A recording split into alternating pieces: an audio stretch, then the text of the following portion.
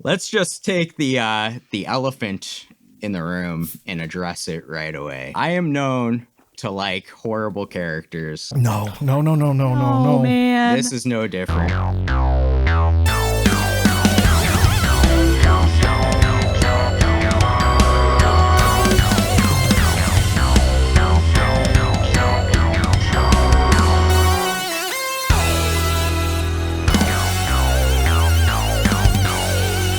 Hey everyone, welcome to Straight Jacket Talk, where it's two guys, a girl, and a horror show.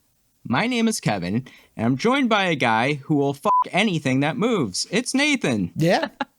Yeah. Want to go for a ride? No. No what? I don't want to go for a ride. A ride? That sounds awesome. You got me. Scary. Also joined by a girl who checks her closet every night. It's Jill. Man, you got to check your closets because you don't know what's going to be hiding in there. Could be a creeper. Or the man of your dreams. It's probably a creeper. Yeah. Yeah. Hopefully you have a knife on you, though. Always. We watched Blue Velvet from 1986. It was written and directed by David Lynch. This is our second David Lynch movie, right? Yes. We also reviewed Eraserhead. I can't believe we started off with Eraserhead. That's my fault. What's wrong with you? It was more horror. It's more horror than any of his other movies. True. I think what's cool about this movie is it has some very horror adjacent moments in it. Oh, yeah. This stars pretty regular actors for David Lynch, right? And Kyle MacLachlan and Laura Dern as well. Do you know how many movies they've been in? Kyle MacLachlan was in Dune. He was in this, and then he was in all of the Twin Peaks stuff. Laura Dern was in this. She was in Wild at Heart, Inland Empire, and the third season of Twin Peaks. So it's a lot. This also stars Isabella Rossellini, and we just reviewed Death Becomes Her, which she is a pretty big part of for the Mouths of Madness podcast, and she is always great, I think. Criminally underrated. I was happy to see her in this in more of a bigger role because I wanted to see more of her in Death Becomes Her, because when she's on the screen, she's just captivating, you know? Yeah, for sure. She was also in Wild at Heart. She was a little bit of a Lynch regular as well. Also, she dated Lynch for like 5 years. They lived together and stuff like that. I was going to ask if she was, I thought I read she was engaged to Lynch for like a few years. I'm not sure, but David Lynch didn't have a lot of long lasting relationships. But she loved him, just like all of his other exes. I mean, she showed up to the Oscars this year wearing a blue velvet dress, sitting next to Laura Dern. So, yeah, that's awesome. Finally, this stars a couple horror icons, Dennis Hopper and Brad Dourif, which was pretty cool to see them both in these roles. Brad Dourif barely has a part in this movie. He's got like 3 lines. He's always crazy, though. Yeah. He's always the same character. Yeah. Yes. But if you're going to mention Brad Dourif, if you're going to mention Brad Dourif, you have to mention Jack Nance too, though. Who he is in the most Lynch movies out of any of these people we're mentioning, actually. Oh, okay. Yeah. He's in everything. He's in Eraserhead as Henry. He's in this. He's in Lost Highway. He was in Twin Peaks, obviously. Cool, like how Lynch uses so many of the same actors in his movies and shows. Like it almost establishes like his own kind of world. It's very similar, in my opinion, for my favorite director, John Carpenter, who uses a lot of the same actors too. Yeah, Mike Flanagan does the same thing, Mike Flanagan, and John Waters did the same thing as well. Let's play Jill's favorite game, the budget game. Blue Velvet had a budget of $6 million. Do you know how much it made at the box office? Nathan, do you know the answer, or you don't know? I did know the answer at one point. I have forgotten. So you should probably go to Jill first. All right. So I don't, I have no concept of like money and numbers. I'm going to say, what is that? It's money. It's not real. 22 million doll hairs. Yeah, I know this didn't do particularly well in the theater. Yeah, you can't count this as a win. Because I knew at one point I think it's somewhere around 5 million. Oh my God. Yeah. Blue Velvet made $8.6 million at the box office. Yes, so. That's still not great on a $5 million budget or $6 million budget. So yeah, unfortunately, it didn't do terribly well. I think like now, especially like years later, this is really maybe a cult classic, or at least it's pretty revered. Yeah, I mean, it's sort of a pattern with David Lynch, is like none of them do well in the theaters. They're sort of loss leaders for whoever's financing them in order to get the prestige of having the David Lynch film that all the critics love so much. And then they become cult classics, so. I think what it really shows is David Lynch was way ahead of his time. And he was outside the box, which is cool. Currently, on Rotten Tomatoes, Blue Velvet has a 91% critic score and an 88% audience score. So this is certified fresh. But what did we think of this movie? Before we go any further, if you could please hit the like and subscribe buttons, and also hit the notification bell, because when we have a new video, you'll be the first to know. Isn't that right, Nathan? Yes, it's a privilege. This was Nathan's pick for an episode. So, Nathan, why did you choose Blue Velvet for us to review? This is a movie I saw for the first time maybe about 10 years ago. Second David Lynch movie I ever saw. It's one of my favorites of all time. Usually I wouldn't do another David Lynch movie so close to when we did Eraserhead, but unfortunately David Lynch passed away a few months ago. Kind of hit me a little hard, so I decided my next pick had to be a David Lynch movie. We've also kind of taken off the genre handcuffs a little bit. We want to stay close to horror, but it doesn't have to be horror. And that works for this because it's really more of a neo-noir sort of deal, crime thriller mystery movie. But it's close enough to horror. It's scary enough that I think it works for this show. Yeah, for sure. And like I said, it is pretty horror adjacent, but I think a lot of the similarities are kind of what feelings it invokes in you. There is a lot of tension and uncomfortability, and that's kind of what horror movies do for you. So you could say Dennis Hopper is a monster and this is a monster movie, really. There you go. Frank Booth, for sure. For sure. I would say that it's pretty similar in theme and genre as Twin Peaks, and I feel like people do bend the genre to make Twin Peaks horror adjacent, at least. Yeah, I agree with that. It's almost like a blueprint for Twin Peaks, the whole theme of a small idyllic town with a dark underbelly that is horrifying.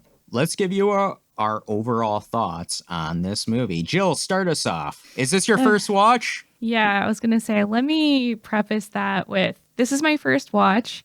It's been on my list for, I want to say 12 years or something, just because there was a period when I watched a lot of kind of noir movies and old classic movies. Also correlated with the time I was really into Lana Del Rey. I was thinking about Lana Del Rey and her song Video Games from 2011. I kind of had this conversation with you guys yesterday in the group chat. Her music style and her whole look, pretty much all of her work is her videos and everything. It's very much Lynchian, which for some reason I had never realized before. But when I put this on last night and it started off immediately with the really bright blue sky, the contrast in colors with the flowers and the white picket fence, I was like, this immediately looks like Lana Del Rey's Born to Die cover. It's definitely because she was influenced by David Lynch and also Blue Velvet. And she also covered the song Blue Velvet. So it's always been on my radar. And I don't know, I can't just sit down and watch a David Lynch movie. There has to be a space. You got to make space for that kind of experience. Yeah, you do. Yeah. And a lot of the times I'm just like tired and I want to be able to appreciate it because I've loved everything else I've seen by David Lynch. So yeah, it's my first time and I wasn't disappointed. It was everything that I wanted it to be and more, and it just kept going and going. And also as a Twin Peaks fan, seeing familiar faces, as well as I feel like this is kind of an origin story for the character of Agent Dale Cooper. It's played by the same actor, and he's that, like, I guess. Yeah, he's like becoming a detective, right? Doing detective stuff. There are opportunities in life for gaining knowledge and experience. Sometimes it's necessary to take a risk. I clocked him right away, and I was like, oh my God, this is going to be awesome. I was really disappointed when they went to the diner, and I don't know what he ordered, but it wasn't pie. No, he's not actually Dale Cooper.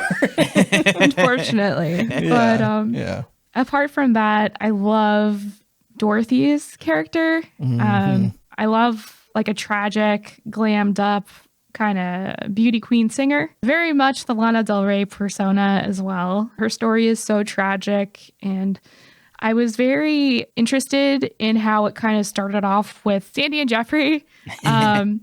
When he finds the ear, and they start kind of thinking that Dorothy's like a murderess or something. Are you crazy?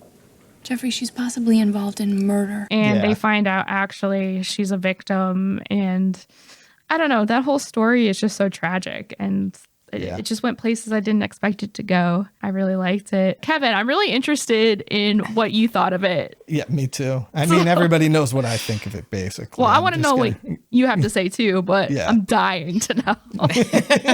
Dying. Oh, man. Let's just take the elephant in the room and address it right away. I am known to like horrible characters. No, man. This is no different. You fucker! You fucker! No, man. No. Frank Booth is amazing. He's a great villain. I'm not gonna lie. That's what I mean. This okay. is one of the best villains I've seen in a long time. Okay, Like, we actually don't disagree if that's the tact you're going with this, then. Yes, I agree. I mean, he is my favorite character of the movie because he's so good. Like, he takes over every scene he's in. What I love, too, it's like he walks the line of crazy and psychotic. Oh, mommy. Out of this world. I mean, it's just so much that he encompasses in his character. And like, I think what's good about his role is, so much now with like villains in movies, it's like they try to put empathy on these characters and like try to make you see their side of things.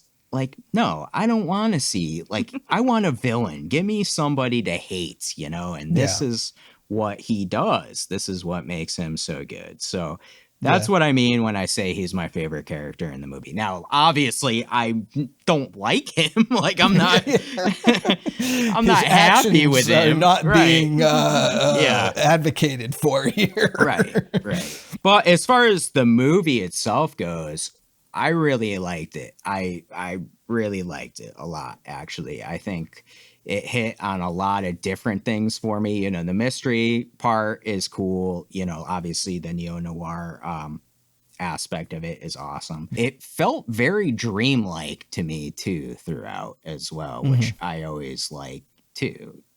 There's some scenes that just... like, you're like, is this real? Like, I don't know.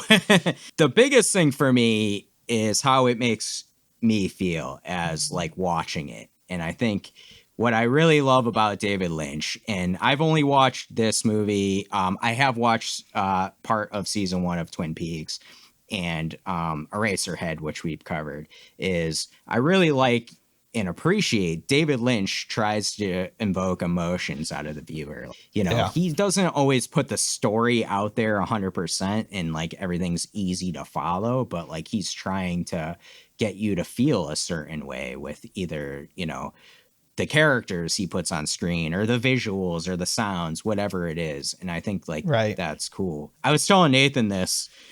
I saw a pretty funny, which I thought was funny, back and forth between Siskel and Ebert. I've seen how they felt about it. And Ebert obviously hated it. He didn't get it. He was... I'm shocked.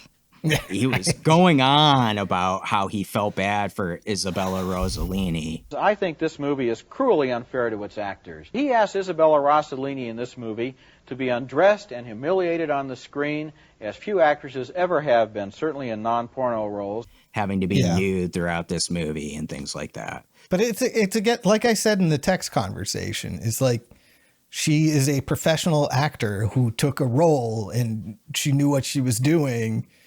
And David Lynch isn't Justin Baldoni. Right. And one of the things he said was, it's not about how Isabella Rossellini feels about it. It's how I feel about it. I think you may be on the wrong tack in trying to feel sorry for Isabella Rossellini, because after all, she consented to do what she did on the screen. It's not how Isabella Rossellini reacts to the fact that she's standing there nude and humiliated on the lawn of the police captain's house with lots of people watching. It's how I react. And it's like, well, then you have to talk about that in the context of the movie. Stop talking about Isabella Rossellini and talk about Dorothy, because like how you feel about it has nothing to do with whether or not she was mistreated or humiliated. 100%. And I hate to agree, like with Siskel, who kind of took the opposite stance on the movie. He said, you know, like this is trying to make you feel uncomfortable in scenes. Like it's a roller coaster that he takes you on. I thought that was the best way to describe this, is it is a roller coaster, because there's uncomfortable moments for sure. Oh yeah, for sure. You know, there's big scenes that we'll get into that are very uncomfortable, but then they bring you out of there and bring you back down. But like, to your point, you know, if this is making you feel that way and you don't like it, like, then maybe it's not for you. It says more about the person who makes those types of comments than like what's actually going on. Yeah. And at one point he even said, so then why is this a comedy? And I'm sitting there like, some funny shit happens in this movie, but it's not a fucking comedy.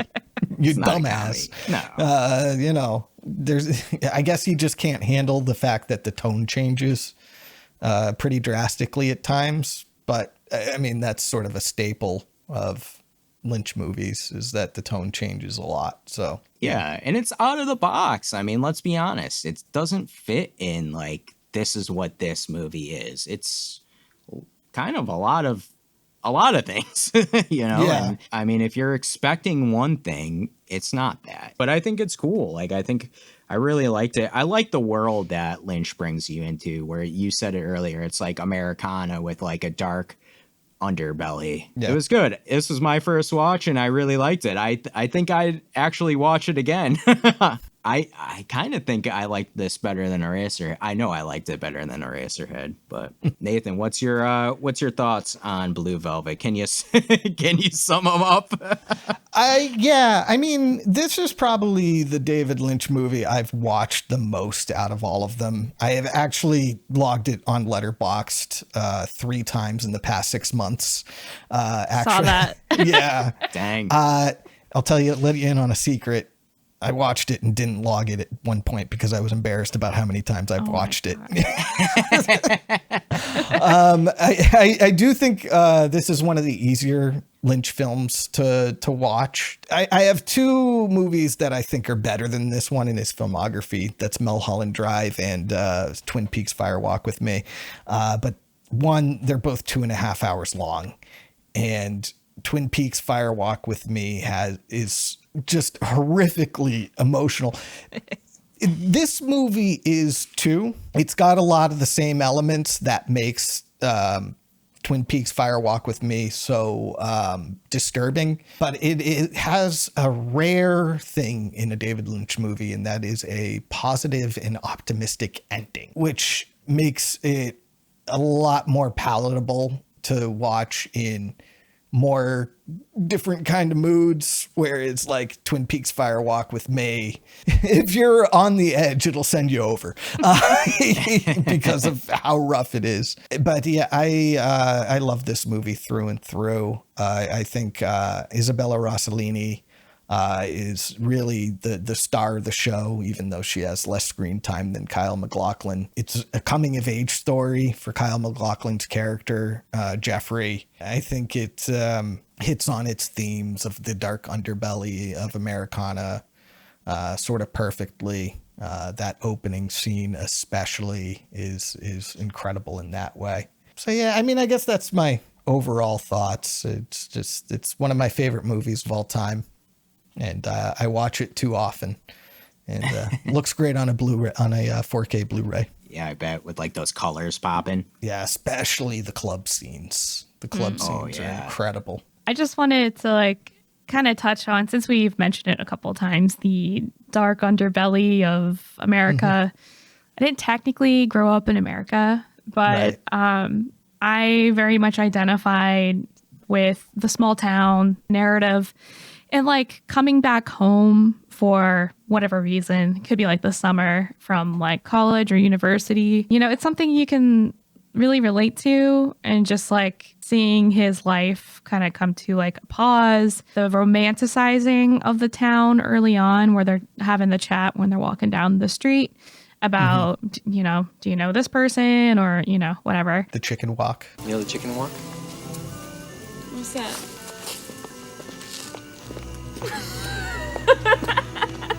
Yes, that was weird.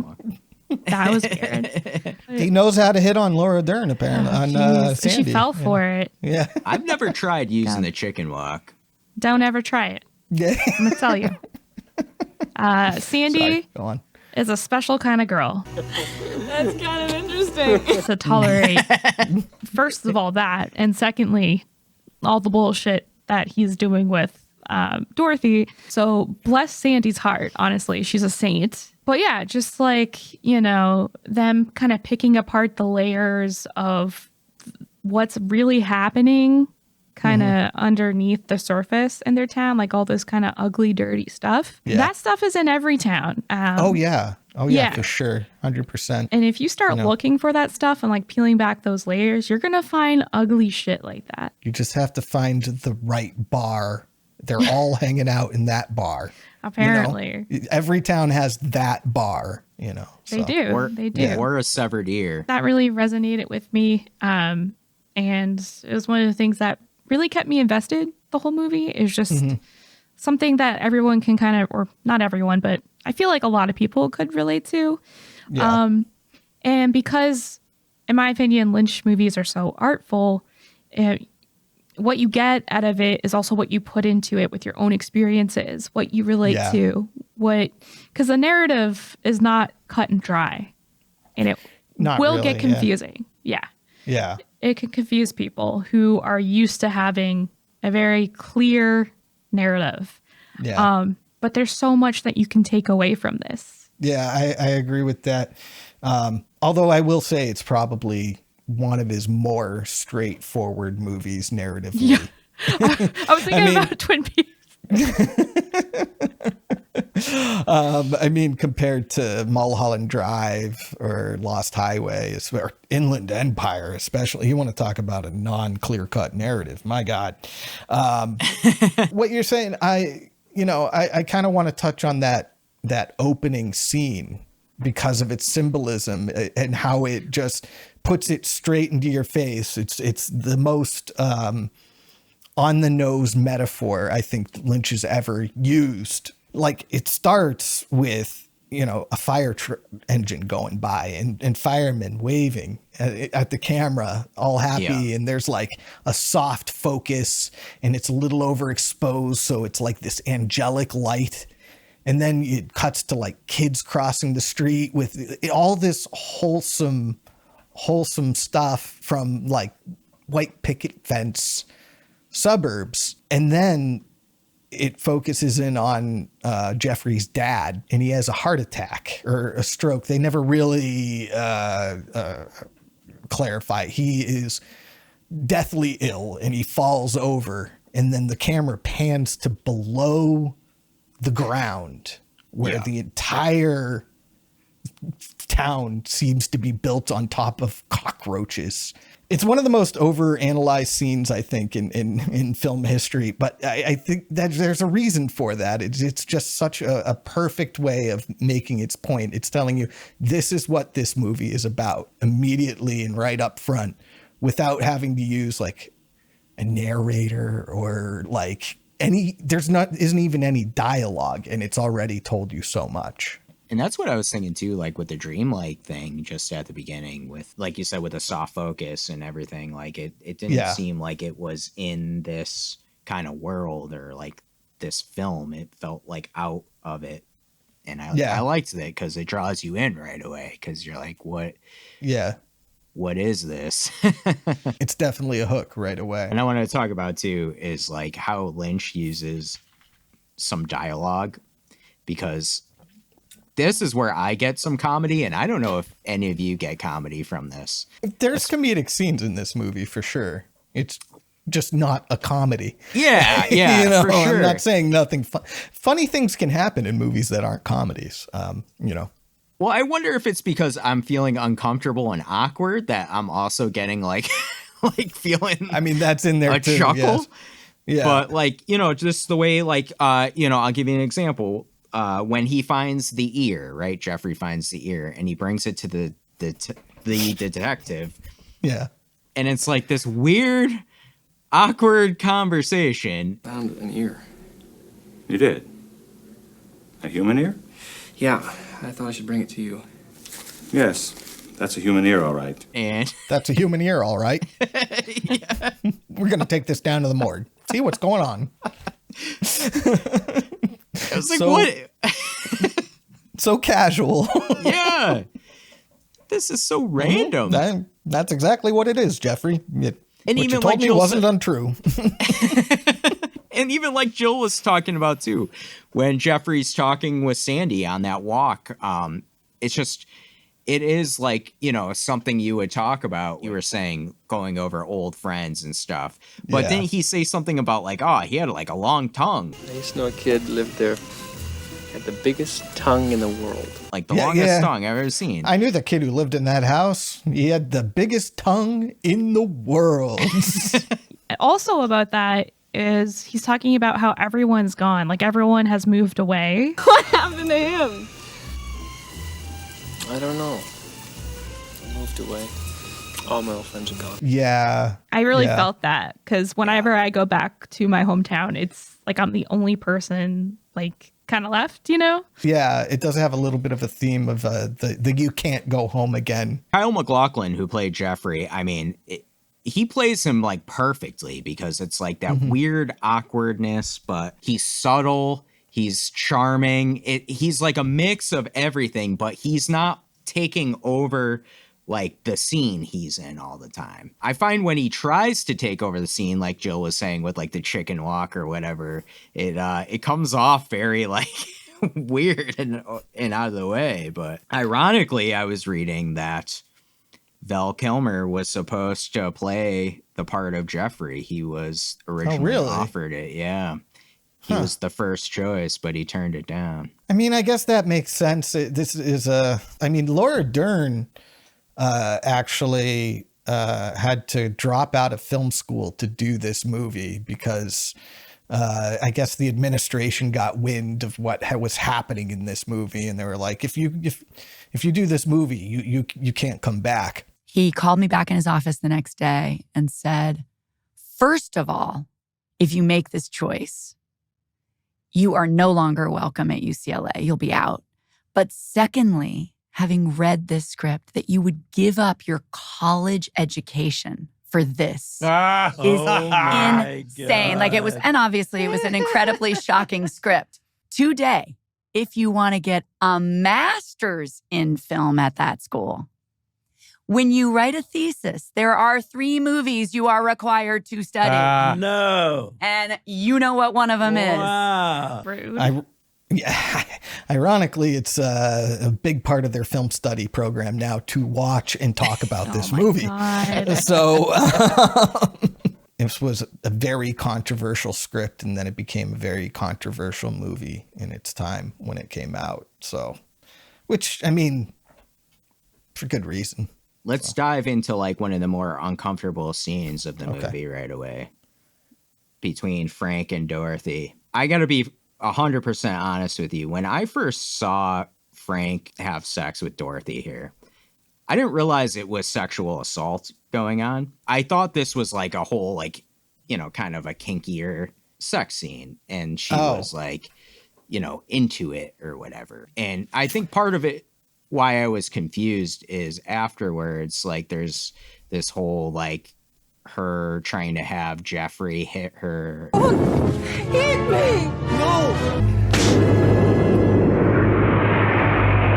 But as I went along, I realized, like, oh, wait a minute, no, like, she's mentally fucked up because of what is going on. What is happening to her? Yeah. I can see why you would be confused about that, because, like, when she takes Jeffrey to bed, she's asking her to slap him, and it could go either way, you know. In a very sex positive light, maybe that's what she wants, but we see the horrible things that happens to her and how traumatized she is, so, you know, it more likely goes that way. But yeah, what a uncomfortable scene. Yeah, I mean, it is the most uncomfortable scene in the movie by quite a bit, I think. What is there to say about that?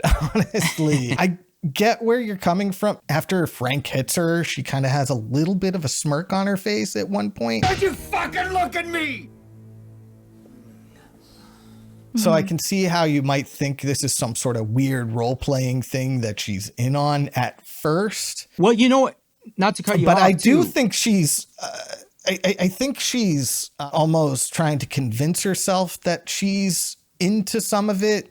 Yeah. Because that lessens the trauma a little bit of what's happening to her. She's like depersonalizing it a little bit, I guess you'd say. And I mean, that shows up in the way she treats Jeffrey when she first sees him, because, you know, I was like, she's kind of like raping him at knife point at this point. Get undressed. I want to see you. Look, I'm sorry, just let me leave. No way! I want to see you get undressed! Yeah, but then I sort of realized, like, she's just so desperate for a sexual encounter where she has some sort of control over her own body. Yes. And that doesn't necessarily excuse anything, but, no, you know. But having that scene right before Frank walking in and everything, that's what really confused me about what was going on. Yeah. Right. You know what I mean? Because it wasn't just, you know, right into Frank assaulting Dorothy. It was like kind of Dorothy almost assaulting. Well, I guess she was assaulting Jeffrey with a knife. Yeah. She stabbed him right in the face a little bit. Yeah. Trying to make him get naked and stuff. And this is where Frank Booth is first introduced to us too. And then he starts yelling, "Fuck her, fuck, fuck, fuck." And mommy. He was intense. I couldn't tell what was going on. He's also pathetic too, which is like, this is a theme in a lot of Lynch movies, is sort of pathetic men and how they can hurt people as a result of their own inadequacies, I guess you'd say, and their feelings about their inadequacies. He's pathetic, but he's also psychotic, and you can see that right away with... No matter how pathetic someone is, if they have a gun, they're dangerous. So, I mean, Jill, what were you thinking of during this scene? Oh, it's bad because I was cracking up just at like the dialogue. Well, yeah, I mean, some of it, I agree, though. Some of it's kind of... I was just in shock. I was like, what did he just say? Like, you know, it's not funny. I'm not laughing at like what's happening. It's, you know, part of how pathetic he is. Like, when she says, "Hello, baby," and he says, "Shut up. It's daddy, you shithead. Where's my bourbon?" Hello, baby. Shut up. Get scatty, you shithead. Where's my bourbon? I'm just like, what's wrong with this guy? Yeah. It gets worse from there, but I don't need to repeat it, I guess. It's just outrageous. Yeah, I just love how outrageous he was. Like, he was all over the spectrum with, like, the mommy stuff, with the, you know, even when he gets on top of her, what is happening there? He's shaking. He's shaking on her, and that's there's actually a Letterboxd review. Oh God. That I found. We shouldn't be laughing. It's it's not funny, but somebody needs to teach Frank Booth what sex is. I think he'd really like it. He just doesn't know how to do it right. Was the Letterboxd review. I'm kind of glad he does it though, because if he did know, it would hurt Dorothy more. You know what I mean? I mean, how much worse could you really hurt Dorothy at this point? He's got her kid and her husband tied up somewhere, and that's how he's controlling her. So it's hard to watch. It's a difficult scene. I get where you're coming from with laughing at being uncomfortable, but I'm always bracing for that scene as it's coming. Yeah. I think on a rewatch, it would be harder because you know what's coming, but just like the pure shock of seeing it for the first time. Also, if you have someone else in the room watching it with you, which I did. So we were just like, what the fuck? Yeah. And he says, now it's dark. Now it's dark. Now it's dark. Now it's dark. Every time he's going to do something fucked up. I also really like the visual of him huffing that, what is it that he's huffing? That's never explained. Supposed to be, I read originally they had it in the script that it was supposed to be helium, right? Yeah. They were going to have Frank Booth have a really high voice as he was doing these things. I guess they decided against it, but in the script, it was supposed to be helium. Yeah. I heard Dennis Hopper was like, or when he got the script, he said to David Lynch, he said, I'm Frank. So I have to play Frank Booth. I am Frank Booth. I called him when I heard that I got the part, and he was having lunch. I told him that I was Frank Booth. He went back to the table at lunch, and he said, I just talked to Dennis Hopper, and he told me that he was Frank Booth, and it's great for the picture, but I don't know how we'll ever have lunch with him. Right. Which is and he's not wrong. He plays him perfectly. I mean, Dennis Hopper had a pretty bad reputation back then of just fucking up movie sets because he had a bad drug and alcohol problem. This was one of the first movies that he did coming out of that after getting sober. Yikes. So, yeah, exactly. But he, it kind of put him back on the map a little bit. I thought it was his call that he said that he didn't feel like the character would do the helium. And I'm kind of glad in retrospect. It would be even weirder if he was. Yeah. I mean, it is something you can imagine Lynch putting into a movie. Like but it would have changed the entire feeling of those scenes for sure. I thought it was laughing gas the first time I saw the movie. And then the second time I watched it, I realized that there was no tank. And so whatever he was inhaling had to fit into the mask itself. Hear me out. What if he's not actually inhaling anything and he's just nuts? He's just nuts. Yeah. That would even be better. I can see that. I can see that being the case. Before this scene is when we're introduced to Dorothy, by the way. We didn't talk about them going to the bar and seeing Dorothy sing. Amazing. David Lynch loves to put musical performances into his movies. You know, the whole No I Banda thing in Mulholland Drive and In Heaven Everything is Fine. Jeffrey falls in love with her, I think, pretty much immediately. She wore blue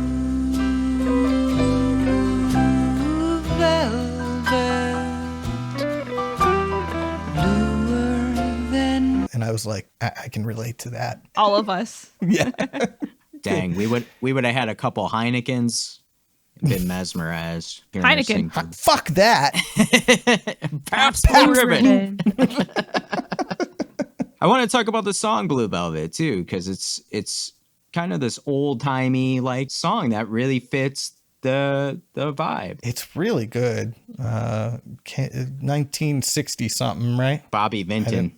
Bobby Vinton, that's right. Old Bobby V. Old Bobby V. Yeah. It's so haunting. And yes. So was her performance. It just encapsulates everything about her character. It's beautiful. It's tragic. I want to touch on something that you had said, Nathan. Jeffrey kind of fell in love with Dorothy right there. Mm-hmm. Yeah. Do you think that he genuinely loves both Dorothy and Sandy? I do. I called this a coming of age story for Jeffrey. It very much is. I mean, there's a reason that they put his dad in the hospital at the beginning of the movie. Dealing with the fact that your parents are getting old is part of growing up. He is in his first year of college. He is not really a man yet. He's on the cusp of being a man. I do think the world of Dorothy and Frank is sort of representative of him losing his innocence and becoming a man. Mm-hmm. Whereas when he's with Sandy, he's still a boy. Yeah. You know, he's still innocent because Sandy, you know, she's a senior in high school, 1 year younger than he is. She's on the cusp of womanhood, but she's not real. She's still kind of a girl. Whereas Dorothy is unambiguously a woman and mysterious. And so he's got his feet in two different worlds and he doesn't know how to quite handle it. And I really do think he genuinely loves both because he's in this in-between place in his life as a person. Sandy and Dorothy are sort of partially, I mean, they're their own characters, but they're also partially representative of those two different worlds that he is in. Definitely. And like he has to make a choice. Kind of he waits until the choice is made for him. And, you know, you just see the internal conflict and struggle that he has with which one should I choose? Like he's really intrigued by how sexy and kind of like new Dorothy's life is, and he wants to be a part of that. And also in the beginning, I don't think he's ever met a woman like Dorothy in his Exactly. entire life. Yeah. You know, she's very enigmatic. Yeah. And Sandy, she has a boyfriend, right? Mike. So I feel like he feels like he can't be with her. Right. So he's kind of dipping his feet more into the Dorothy pool until shit gets crazy. I will say on this latest rewatch, I realized that Jeffrey never actually cheated on Sandy. She didn't break up with Mike until after all of that. So what happened with Mike? Like where is Mike? There's about an hour cut out of this movie. Okay. That's on the Blu-ray, and there's a lot more Mike in the cut footage, and they still never show them breaking up. So I don't know what to tell you. That's fine, she just realizes but here's the thing. In that hour, you never like Mike to begin with. He sucks. He sucks. No, And sucks. in that hour, there's a lot more Mike and he sucks even worse. You don't exactly have the build for football. I mean, no offense. No, you're right.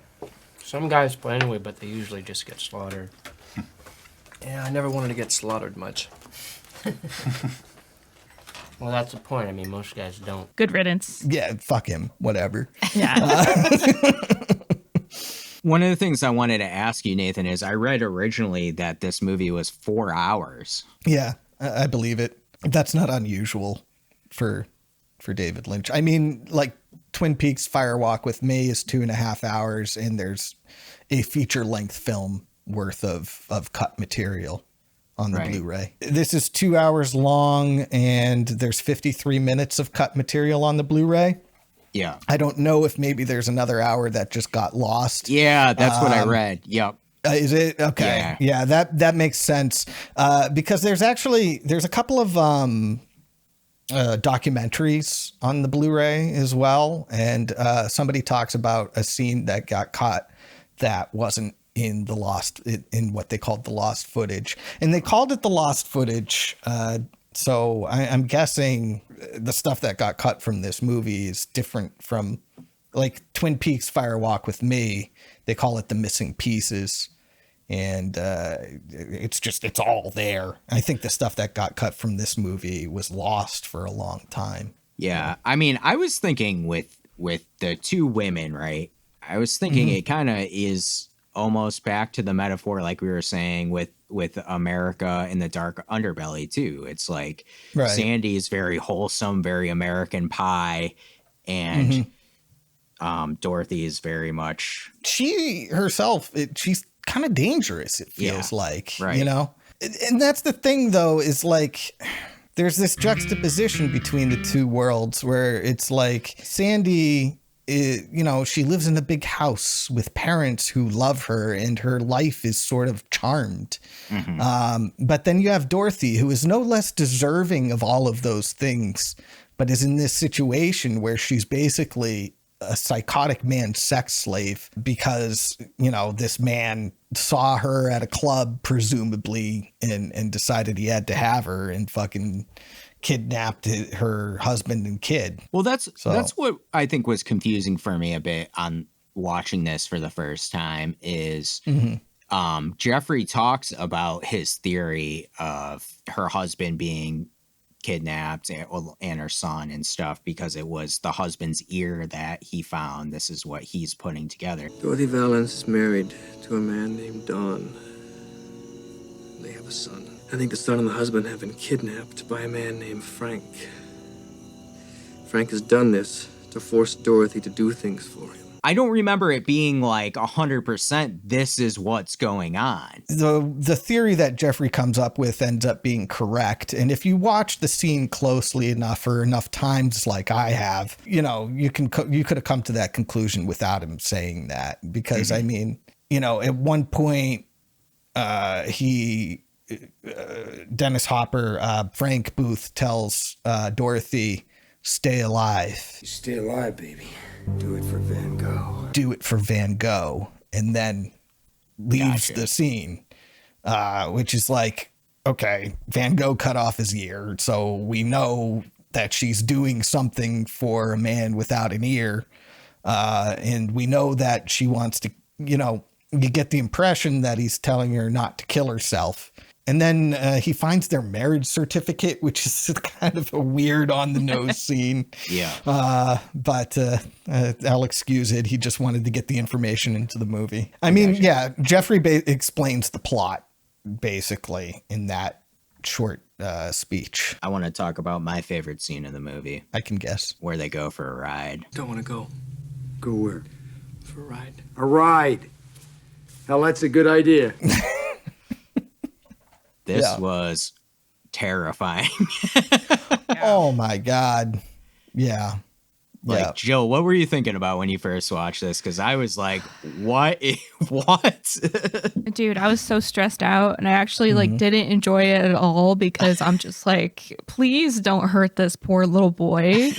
And like, he's Kyle MacLachlan, damn it. Yeah. Look at him.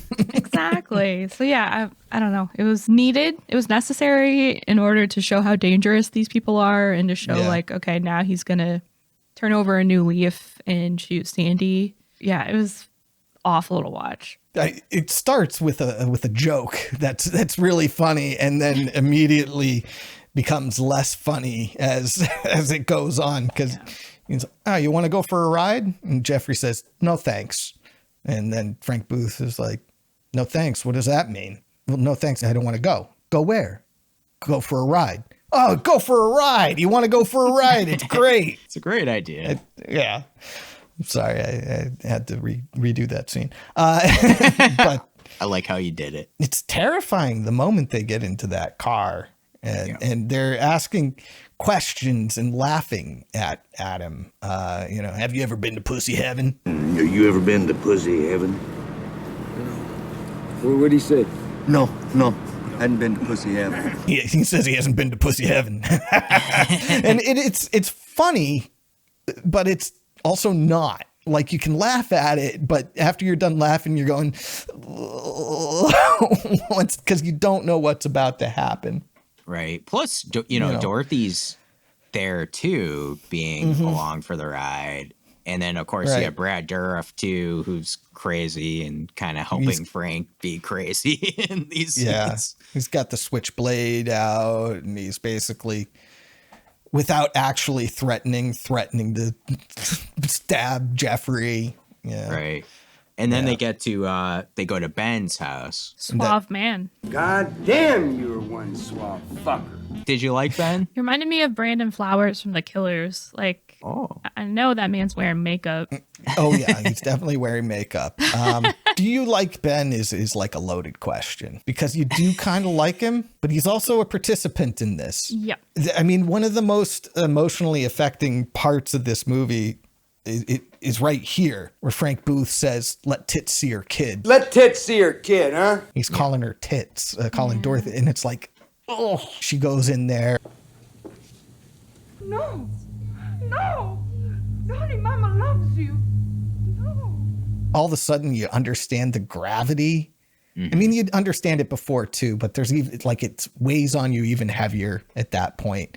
Like this man has kidnapped her son and is keeping him in this room, in this strange lip syncing man's house. It's Mr. Brightside. This reminded me something out of like a John Waters movie a little bit in this one scene, you know? Yeah, I could see it. People of all shapes and sizes doing things that are odd, you know? For sure. And this is also where we get introduced to In Dreams by Roy Orbison. A candy-colored clown they call the Sandman tiptoes to my room every night. Ben does the lip syncing with the stage light. I thought it was cool, you know? I liked it. Yeah. And he turned out to be a dick. Ben, you mean? I think Ben was a dick the whole time. Ben was a dick. I mean, he punched Jeffrey in the stomach before he did this.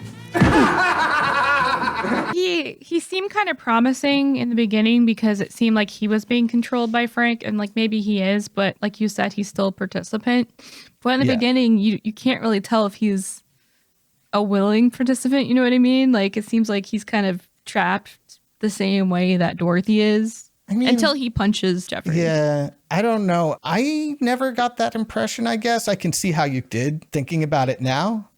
But to me, he sort of had this quiet confidence about him where it felt like he wasn't afraid of Frank at all. Sort of like, yeah, he's crazy, but I can handle him is sort of his... I felt like he was scared.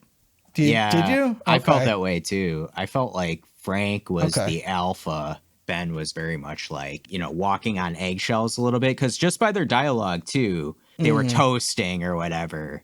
And he's like, I'll toast for your fuck. Yeah, say, here's to your fuck, Frank. If you like, Frank, here's to your fuck. Yeah. Say here's to your fuck. Like it just felt like he was appeasing Frank a little bit, you know? And maybe that goes into what you're saying, though, Nathan. Maybe he knows how to kind of knows how to handle him, keep the situation.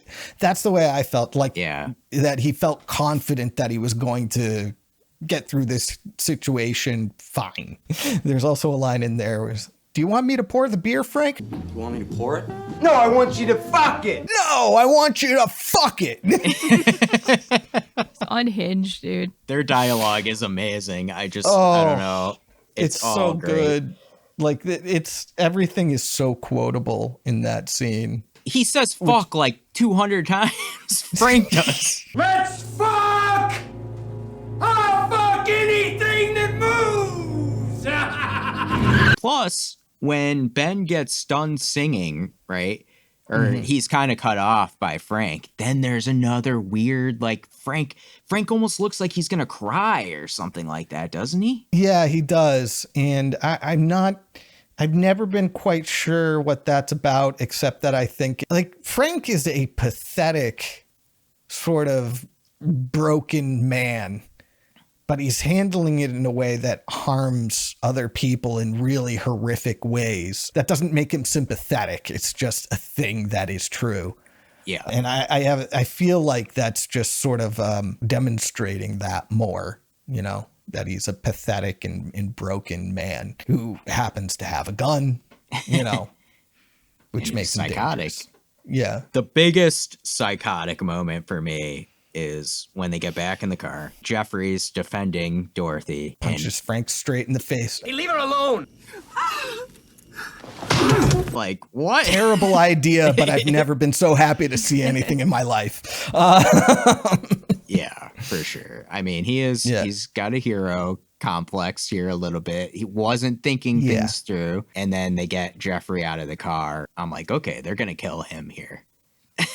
Oh, you thought Jeffrey was going to die? I almost did. Yeah, for sure. Yeah, I wasn't sure. I was like, Jeffrey is the main character of the movie. You can't kill him here, right? I thought it was a possibility, but I wasn't like, I didn't think he was going to, for, you know what I'm saying?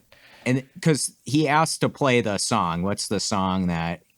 In Dreams by Roy Orbison. No, he was like, play Candy. Candy Clown or something? Candy Clown? Yeah. Candy Colored Clown they call the Sandman. That's In Dreams by Roy Orbison. Oh, okay. But he doesn't say the name of the song. He just says Candy Colored Clown. Oh, Candy Colored Clown. And they play Candy Colored Clown. And they know what to play. They know to play In Dreams by Roy Orbison. I thought this was like supposed to be like, okay, well, this is my killing song. Like, right. Jill, what'd you think of this? Did you think Jeffrey was going to survive? No, man. Actually, the whole ending of this movie was kind of shocking to me after only really seeing Eraserhead and Twin Peaks. Mm-hmm. I was expecting to be devastated. Right. So I thought this was where Jeffrey was going to die, basically. Right. Jeffrey's going to die, and then maybe Dorothy even dies at that. Yeah. I hear you. Nothing good was going to happen. Because, I mean, it's not a spoiler to say, like, the end of Twin Peaks. If you've seen the first episode of Twin Peaks, you know that Laura is going to die at the end of Twin Peaks Firewalk with May. Spoiler alert. And Eraserhead ends with a suicide, infanticide suicide. So it's, I get why you would think that, like, no, this is not going to have a happy ending. No happy endings here. Yeah. But instead, Frank puts lipstick on, which is unhinged. Yeah. He doesn't put it on his lips either. He just kind of smears it everywhere. Yeah, just kind of smears it. Looks like a clown. Mm-hmm. Yeah, is a clown. Yeah. I'm gonna give you a love letter straight from the heart, fucker. I'll send you a love letter straight from my heart, fucker. That reminded me of an Alexis on Fire song. I don't know if you guys are familiar with the band, but they have a song called 45 Caliber Love Letter. And it starts off with, this is a 45 caliber love letter straight from my heart. And that's immediately what I thought of. And I was like, that goes hard. Dang. Yeah. You know what a love letter is? It's a bullet from a fucking gun, fucker. It's like, and the whole time that sort of like woman in her 40s is like dancing on the roof of the car. What is that? Not to the beat. There's not like no beat. Just, no, that's just David Lynch specialties right there. Someone's drunk, high aunt. Yeah, exactly. Except she knows what's going on, and she's still which is worse. Yeah, exactly. After this, though, I was a little confused because we see Jeffrey's still alive, right? Anyway, he gets the shit beaten out of him, and then gets knocked out, and then wakes up the next morning on the rocks in that, was it like a quarry or something that they were in? I don't know. I had to go back on this scene and listen and put the captions on when he walks down the stairs of his house and he sits down. I guess it's with his mother and aunt, right? Yeah. And his aunt's going on and he says to her, you better watch, you, Aunt Barbara, but you're going to get it. Yeah. For instance, they say that many marriages are saved by people. I love you, but you're gonna get it. I was like, what? Okay, I have always been kind of like perplexed by that until I saw Aunt Barbara and Jeffrey don't get along. Aunt Barbara has a little touch of the dementia, and he has a hard time handling that. They tore down the A&P, Jeffrey. And Barbara, that was 5 years ago. I'm not sick. Oh, okay. And, but pretty much all of that is cut out of the movie. and is in the lost footage. So Gotcha. there's also a subplot where she finds out the house has termites for some reason. It definitely didn't need to be in there. Glad they cut that. So like flash forward here, and I was thinking like they were going to wrap. Now I'm thinking, okay, Jeffrey's alive. They're going to wrap up things in like a nice, because they go to the dance. It wasn't a dance. It was like a party. Shitty house party. It was like somebody's basement house party. Where's the Definitely black the light kind of house posters? party I used to go to back at their age. Right. So, Where's the black light posters? Where's, why are all the lights on, first off? What kind of party we got here? They serve Heineken at this party. Yeah, so then I'm like, okay, and they're like announcing their love for each other. And it's like, okay, well, and I'm like, well, he's not even really concerned about what happened to Dorothy. He turned everything he knew into Sandy's dad. He sort of realized I'm over my fucking head. And was like, I need to let the police handle this. And I think he was intending on letting the professionals handle this, which is what you're should be doing in the first place. So you shouldn't go in some random girl's apartment and hide in her closet and try to, usually that's a bad idea. Yeah. I better make a note. Yeah. But I think he was just at that point, he was like, this is too much for me. I'm in over my head. I'm wiping my hands of it. And I hope the police help Dorothy. I think that's the correct move at the end of the day there, I mean, he was incapable of helping Dorothy himself. Like he tried, but he couldn't really do anything. And yeah, I mean, his best try was punching Frank in the face. And then what happened. The moment that happened, he condemned himself to getting the shit beaten out of him. Lucky to still be alive. Yeah, so. I hear you. It felt like a little bit of him being like, well, like shit's not going to work out with Dorothy. Like, yeah, let me go to Sandy, what Sandy says about the robins. Oh yeah. This is important actually. Yeah. I think that's an important part of his decision, but go ahead. Sandy is a representative of like wholesomeness and goodness. I mean, at the beginning of the movie, the way she's introduced is she steps into the light out of the darkness.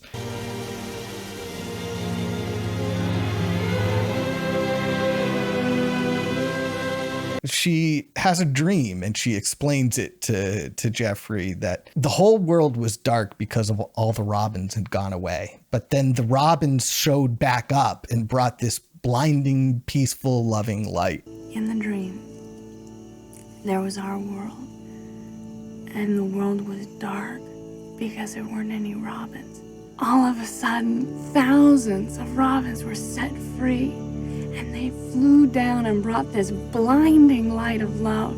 And I think Jeffrey just sort of associated her with that. And he stepped into the darkness, realized that he's not equipped for this, and went back to the light and went back to Sandy. Not everything's going to be perfect, but it's going to be a lot better for him at the end of the day. I was also thinking that when I was watching it too, like, he has this choice and, he kind of experimented with both and saw that if he stays with Dorothy, his life, as much as he loves her, I don't know, the way that she loves him back is kind of, it gets really distorted near the end when they have sex and she talks about having like his disease in her. He put this disease in.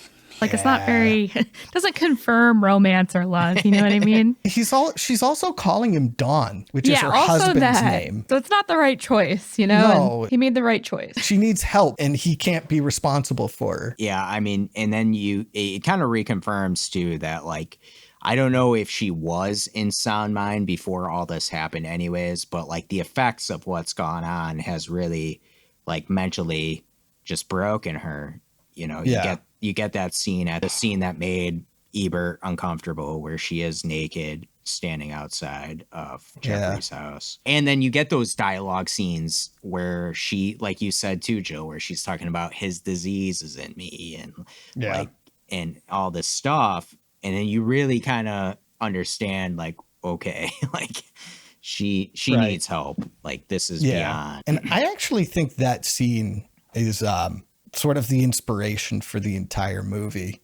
It's actually inspired by something that actually happened in David Lynch's childhood. I saw a documentary shortly after he died called The Art Life with David Lynch, which is like a biography where David Lynch does a lot of talking, and he tells a story about how when he was like 9 or 10 years old, he grew up in, picket fence suburbia.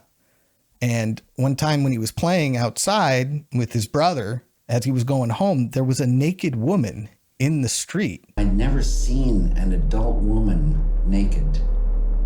And she had beautiful, pale white skin. And I think her mouth was bloodied. Who was bleeding. And he didn't know what to do because he was a very small child. I wanted to do something for her, but I was little. I didn't know what to do. And he wanted to help her so bad, but he and then he doesn't remember anything past that. But I think that was sort of because he grew up in that like idyllic suburban environment. I think that was his first sort of experience with the reality that the world is not a safe place everywhere. And so I think that incident is what created the inspiration for this whole movie, as well as he hated Philadelphia. And he was living in Philadelphia. So I'm in that club also. But I like what you just said about not being safe everywhere. I also think that can be added to it's not safe even where you think it's safe. Yeah, I agree with that. Yeah, so I mean, the scenes you get at the end with her just naked and exposed, and she's been obviously abused. Beaten, pretty severely. I mean, this is a powerful scene because, like, I can see this making somebody feel uncomfortable. It made me uncomfortable. Yeah. I mean, that's the point. Of, right. What it's doing here. When she's in that ambulance and she starts yelling, "Hold me! I'm falling! Hold me! I'm falling!" It gets me every single time. Every time I watch it, I'm just like, oh God, that poor fucking woman, Yeah. I gotta say though, Laura Dern crying in response to like figuring out what's going on. Oh my God. Not good. The ugliest cry I've ever seen. Yeah. Holy God. Yeah. If I was Jeffrey, I'd be like, man, maybe I should. Maybe I should rethink my choice. Yeah. Yeah. Maybe I should just be with Frank. He was pretty loving. Oh, Jesus. With his fist. He did kiss him. Yeah, he put the lipstick on him. Anyway. Lipstick on a pig. Oh my God. That's pretty good. Well, we get to the ending. What did you think about the ending? Because Frank finally has his comeuppance, right? He is shot directly in the head by Jeffrey. So Jeffrey is the hero at the end. Yeah, and his brains get splattered all over the carpet of the apartment. It's pretty gruesome. Fun fact, those are actual human brains that were splattered. What the fuck? I'm not kidding. So David Lynch wanted real human brain matter on the floor. Goodwin had a contact in West Germany and was able to get a real human brain shipped from West Germany to Wilmington, North Carolina. David Lynch wanted actual human brains. Dang. So they shot Dennis Hopper and he's dead. No. Apparently they imported human brains from Germany, which is something you can do, and they splattered actual human brain matter on the oh my God, the floor of the apartment. Dang. I don't know. He's ground beef or something. God damn. Oh. I was wondering, the yellow man, right? He's already in the apartment, standing up, like fucked up. What is happening? I don't understand. You're not really supposed to understand, I don't think, to be honest with you. I mean, I kind of know the answer because of how much research and stuff I've done on this movie because I love it, but I don't know how much it adds to actually know. But I mean, do you want me to explain it? Yeah, what was up with him? He had his brain taken out? There's a deleted scene where the yellow man shows up in Dorothy's apartment, and he also wants in on Frank's action, basically. He's like, hey, I'm involved in all this too, so I want to also assault you. And she rejects him. She's like, no, you're not the person who has my husband and son. And if Frank found out you were doing this, he'd kill you. So get the fuck out of here. And then there's another deleted scene that's not on the Blu-ray. It seems to just be lost forever. But the guy who plays the yellow man explains what happened in the apartment where Dorothy gets beaten was actually... It was filmed. By the way, the yellow man is played by some guy they found in a bar, and he's hilarious. This is explained in this documentary where he's one of the people being interviewed, and he's like, just this Southern guy. He's like, I don't know. I've never been in a movie before, so I don't know how any of this works. A chance of a lifetime. I was at the right place at the right time. But apparently the yellow man showed up in the apartment to try and assault her again. But then Frank also showed up and shot him in the side of the head in a way that apparently destroys all his motor functions. Hopper comes in and he draws his pistol and he said, you son of a bitch, I knew you'd been messing with my woman. He comes up and he says, bam, and he shoots me and takes that shot across the top of my head. And the understanding was that was supposed to have paralyzed me where I couldn't do anything. I could see and hear and know everything that was going on, but I couldn't move. But he's still alive and aware of everything. Damn. So Fuck. When Frank shoots him and he dies, apparently, because this guy's never been in a movie before, he kept having his eyes open. He'd fall, but he'd be like looking at the situation. And Dennis Hopper had to keep cutting and being like, dude, close your fucking eyes. You're supposed to be dead. You're throwing me off. That's so funny. Yeah. Fred guy, the good old boy that's never been in a movie in his life, says, what the hell's going on here? And I'm sitting there like this with my eyes wide open watching and dead. And he stops, and the only person that heard this was the sound man. He leans down to me and he says, Fred, you're supposed to be dead. Close your eyes. It's throwing me off. Because like I said, it's just some guy they found at a bar in South Carolina, which is where they filmed this. That's helpful. That actually makes sense to me because I had no idea what the fuck was happening with that guy. Yeah, me too. I thought it was just a weird Lynchian thing where like... Me too. And that was one of the things I learned that I kind of wish I hadn't, because I felt like that mystery was a good thing in itself, but it's fine. I got to listen to that guy talk. So, it's great. Bonus. Yeah. So poor Frank, he meets his untimely demise. And then we get the call back at the end with the Robin, right? This is the Robin comes to the window. And it looked to me very animatronic, but I suppose it was done on purpose, maybe. Wait a second. He's the fakest Robin ever. Go ahead. Something's clicking for me now. Uh-oh. The bug that it's holding is representative of the dark underbelly. You could never eat a bug. Yes. Wow. Okay. Yeah. Damn. I didn't get that watching it. I was like, why are they zooming in on this bug so much? I think the Robin sort of represents Jeffrey a little bit. That he's a good guy, but he went into the darkness and killed part of it, because the cockroaches obviously represent the darkness. They made that clear at the beginning of the movie. But Jeffrey went into the darkness and killed one of them, took one of them out. And cockroaches never die, right? No. Then he managed to kill one. So impressive. Good on him. Yeah. I like Jeffrey. He did more than the cops were doing. I mean, part of it is he fucking snuck into a woman's house illegally. So the cops couldn't have done that. They couldn't have found out shit that way. So, do you have anything else to talk about? I could go on for hours, but I'm not going to. And Jack Nance, the character played by Jack Nance, goes up to him and just goes, I'm Paul. I'm Paul. What's your name? Jeffrey. What's your name? Jeffrey? He just looks at him like, and holds on him for a good couple of seconds. And then some more stuff happens and he comes back and goes, I'm Paul. I'm Paul. I don't know. That was fucking great. I also read that Dennis Hopper was thrown off that Isabella Rossellini was actually naked under her robe. She was naked, and I wasn't told. I assumed that David, that they knew, but I didn't know. That was the first day. I'd never met Isabella, and suddenly she's nude in front of me. Like he didn't realize she was. it. So like when she's doing those scenes where she's showing him, like she was showing him. Yeah, she's actually just like, here's my badge.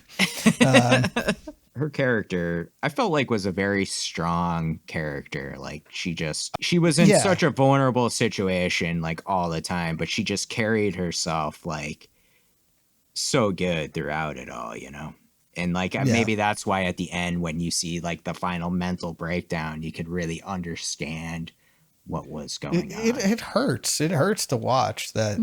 I'm falling, which also calls back to another deleted scene where she actually does try to kill herself by jumping off the building. But yeah, I mean, the movie sort of ends where it begins, except that Dorothy's with her son at the end, which is nice to see. Yes, that was good. You know, it goes back to the fire truck and the kids crossing and all that.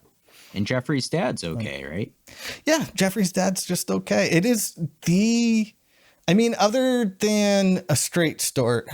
No, it's happier than a straight story. Yeah, it is the most positive ending out of any of David Lynch's filmography. You know, his movies tend to end with like suicides and homicides and all sorts of other things. So it's time for quote or kill. We're going to give you our favorite quote of the movie or our favorite kill or both. I don't have a kill in this movie, but I do have a quote, and Nathan's already talked about it a bunch, but it is like my favorite, like one of my favorite awkward scenes of the movie where Frank is talking to Jeffrey and he says, "Hey, you want to go for a ride?" No, thanks. No, thanks. What does that mean? Don't want to go. Go where? For a ride. A ride. Hell, that's a good idea. This set up like the craziest scene ever. So I really loved all of that. But it's funny, but it's also sinister in that it's like, no, Jeffrey, you're not getting out of this. Like, you know what I'm saying? Like, he's not taking no for an answer. You think we're going to do what you're saying? No. Like, we're going to do what I want to do. Jill, how about you? Mine is the Heineken quote. Heineken? Fuck that shit! Pabst Blue Ribbon! I love that because I love Heineken and Pabst Blue Ribbon, so they're both good choices. But yeah, that's it for me. What about you, Nathan? My favorite kill is Frank.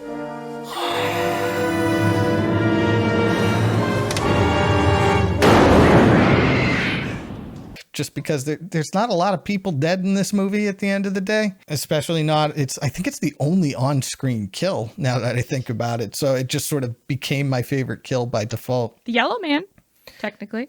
Yeah, I guess technically, if you consider him alive. You know, my favorite line is "Now it's dark." Just it's Frank says it 3 times, and it's always when things are about to get really, really fucked up. And it's really good foreshadowing. You don't really know what it means at the time that he says it, and then you figure it out by the end of the movie. He also blows out the candle at that point, which becomes imagery that you see throughout the rest of the movie. Like Jeffrey has that dream of where his dad's like all distorted, and there's also the image of the candle being blown out. So that line, it's creepy. It kind of freaks me out a little bit. So that's why I liked it. Frank's adding his own commentary on his state of mind. Yes, exactly. We talked about all the funny lines that Frank has already, so I just figured go with that. It's a Strange World, isn't it? Is another one that I really like. It's a strange world, Sandy. It's a strange world. I was going to say my honorable mentions, like just that whole dialogue with him and Ben going back and forth. Right. It's just that whole scene. Yeah, it's so good. It's also terrifying. Yeah, 100%. It's funny. It's terrifying. It's just, it's so good. Roller coaster. Time for our final rating. We're going to rate this movie from 1 to 5 stars. 5 stars is Pabst Blue Ribbon. 1 star is Heineken. Well, Jill likes Heineken, sorry. Yeah. Technically, Heineken is the beer of our hero. So, but then of course you have Bud, the king of beers. My dad drinks Bud. King of beers. Which is the worst. I never liked it either. So I'm giving Blue Velvet. I'm between like 4 and 4.5 stars. I'm going to give it 4 stars, but all right. I'll give it 4.5 just for you. There Nathan. you go. There you go. Perfect. I really enjoyed this movie a lot. It's funny because I did not expect you. I thought I was getting 3.5 stars out of you. No. I knew you would like it better than Eraserhead, but I really enjoyed this movie. Yeah. Like I said, it was Frank. I fell in love. Oh my God.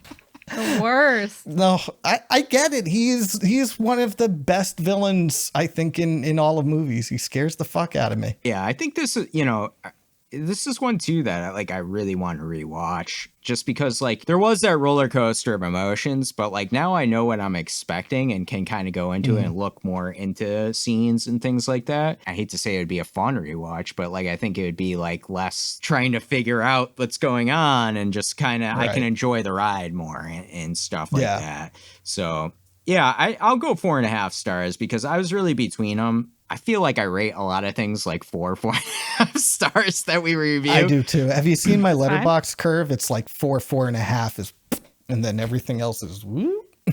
Yeah, but I mean, this is really good. I highly recommend this, especially David Lynch. If you haven't seen much of his work, or maybe you've seen some things but haven't been too into him. I think this is actually a good watch to start off with. Yes, there's some pretty heavy scenes, but I think we talked about with the roller coaster, it doesn't make you sit there. It kind of evokes different emotions. So, and I think that's what I love about this is it invokes different emotions, and it's really how it makes you feel. And the tension vibes are really, really good.